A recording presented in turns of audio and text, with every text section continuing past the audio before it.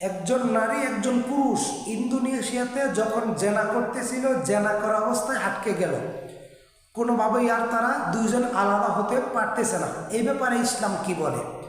আল্লাহ তাআলা কোরআনুল কারীমে সূরা নূরের ভিতরে জানিয়েছেন, জেনাখোর পুরুষ হোক অথবা নারী হোক, যদি অবিবাহিত হয় 100 বেত্রাঘাত করো। রাসূলুল্লাহ সাল্লাল্লাহু আলাইহি সাল্লাম জানিয়েছেন, যদি জেনাখোর পুরুষ জেনাখোর নারী বিবাহিত হয় তাহলে তাদেরকে কোমর পর্যন্ত মাটিতে গেড়ে দাও, ডাবিয়ে দাও, তারপর পাথর মারতে মারতে তাদেরকে হত্যা করে দাও, মেরে ফেলো। আর একটা হয় তাদেরকে গাছের সাথে বেঁধে রাখো, গাছের সাথে বেঁধে পিটাতে পিটাতে, লাঠি মারতে মারতে, পাথর দিয়ে ঢিল মারতে মারতে হাড্ডি গোস্ত রক্ত মাংস বাতাসে উড়িয়ে দাও। অর্থাৎ জেনার শাস্তি নগদ মৃত্যু দণ্ড। বিবাহিত হলে, চাই নারী হোক চাই পুরুষ হোক, অবিবাহিত হলে 100 বেত্রাঘাত করতে হবে, 1 বছরের জন্য গ্রাম থেকে তাড়িয়ে দিতে হবে। পৃথিবীতে যত পাপ রয়েছে সব থেকে আল্লাহ তাআলা যে পাপে অনেক বেশি অসন্তুষ্ট হন, বান্দার উপর রাগান্বিত হন, আল্লাহ তাআলা সকল পাপের শাস্তি নগদ প্রদান করেন না, একমাত্র জেনার শাস্তি নগদ প্রদান করেন, একমাত্র জেনার শাস্তি নগদ প্রদান করেন। হে মুসলিম ভাই ও বোনেরা, আল্লাহকে ভয় করুন। হে মুসলিম ভাই এবং বোনেরা, আল্লাহকে ভয় করুন। হে বাংলা ভাষাভাষীর মুসলিম ভাই বোনেরা, যারা হোটেলে গিয়ে জেনায় লিপ্ত হন, যারা কলেজ বিশ্ববিদ্যালয়ে পড়া অবস্থায় জেনায় লিপ্ত হন, যারা পরপুরুষের সাথে হোটেলে গিয়ে জেনায় লিপ্ত হন, যারা বিশ্ববিদ্যালয়ের পড়ুয়া ছাত্রছাত্রীরা জেনায় লিপ্ত হন, যারা দেবর বাবির সাথে জেনায় লিপ্ত হন, যে যেখানে জেনায় লিপ্ত হন, আল্লাহকে ভয় করুন।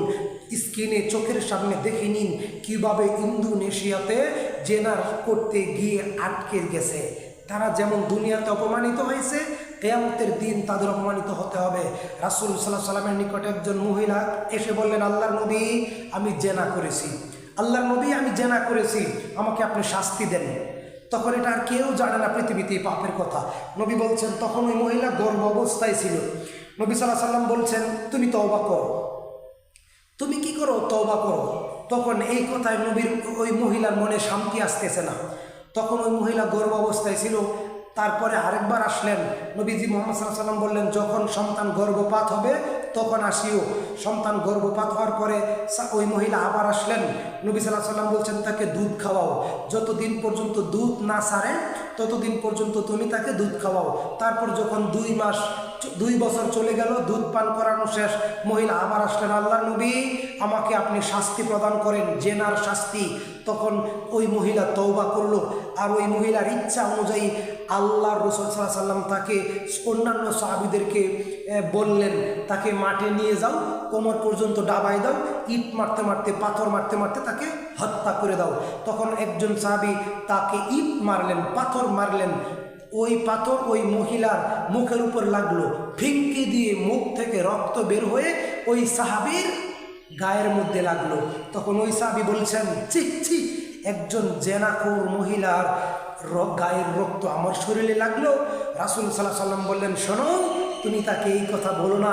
এই মহিলা যেইভাবে তওবা করেছে, যদি এই তওবা গোটা মদিনার সকল মানুষের মধ্যে বিলিয়ে দেওয়া হয় তাহলে ওই মহিলার তওবার সমপরিমাণ হবে না। হ্যাঁ, যদি আপনি তওবা করেন আর যদি সে পাপ গোপন থাকে, আল্লাহ তাআলা মাফ করেন। যদি আপনি জেনা করেন আর যদি গোপন থাকে, আল্লাহ তাআলা মাফ করে দিবেন। তবে জেনার শাস্তি নগদ, জেনার শাস্তি নগদ, জাহান্নাম। আস্তাগফিরুল্লাহ ওয়া আতুবু ইলাইহি। সুবহানাকা আল্লাহুম্মা ওয়া বিহামদিকা, আশহাদু আল লা ইলাহা ইল্লা আনতা, আস্তাগফিরুকা ওয়া আতুবু ইলাইক। আসসালামু আলাইকুম ওয়া রাহমাতুল্লাহি ওয়া বারাকাতুহু।